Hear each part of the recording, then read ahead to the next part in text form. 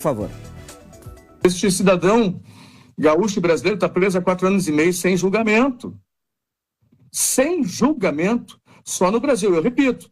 Em qualquer país sério do mundo, as autoridades que determinaram isso estariam afastadas de seus cargos, no mínimo. Porque ninguém pode ficar preso de forma indefinida. Mas ele alegou e falou isso no julgamento, ele disse: doutora juíza, eu só estou preso há 4 anos e meio sem julgamento porque eu sou negro e pobre. Isso é uma grande verdade. Quem disser que isso é uma inverdade não conhece o país em que vive. Mas eu atuo nesse processo de forma gratuita, como em outros tantos processos em que eu vejo os negros e pobres, mas também brancos e pobres, serem atacados pelo Estado. Eu digo atacados sim, porque eles não têm meios de defesa. E quando eu vejo um caso como este, em que eu observo, em que realmente há um grito de inocência que ninguém ouve, eu coloquei o meu escritório à disposição desse rapaz, porque a primeira defesa não aguentou.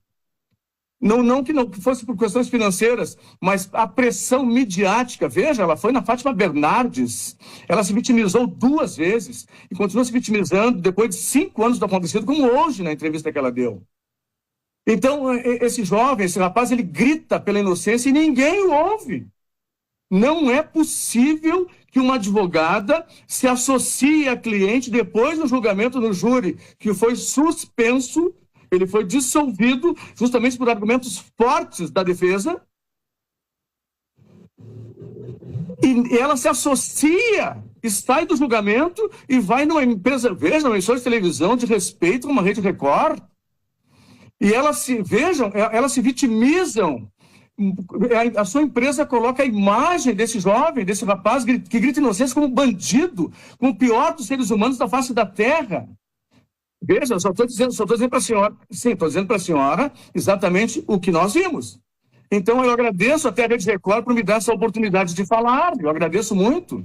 Mas, doutor, se eu estou entendendo bem, o senhor está dizendo que o seu cliente é a vítima?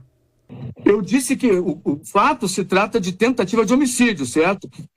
Este crime, ele possui características bem claras no Código Penal.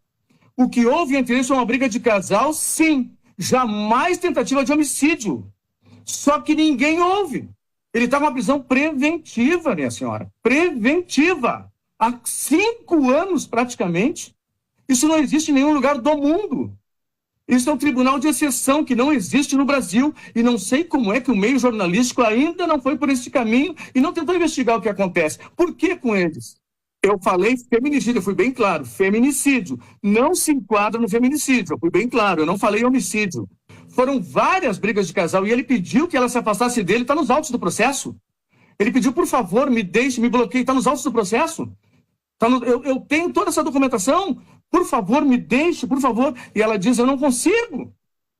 Então a perseguição é inversa, sim. Mas por que não pode ser aceita essa versão?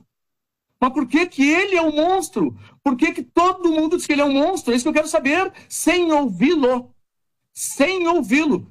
Veja, em momento algum a defesa se negou a dar entrevista.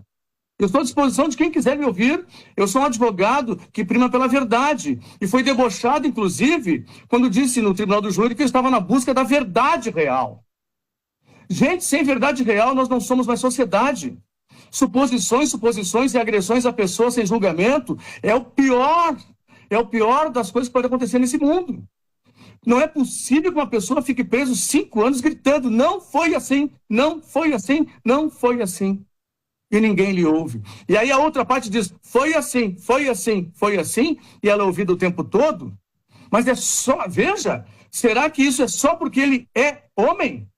Então nós estamos numa briga de sexos. Isso não é correto. Não é. Se houve a violência, vamos apurar a violência, certo?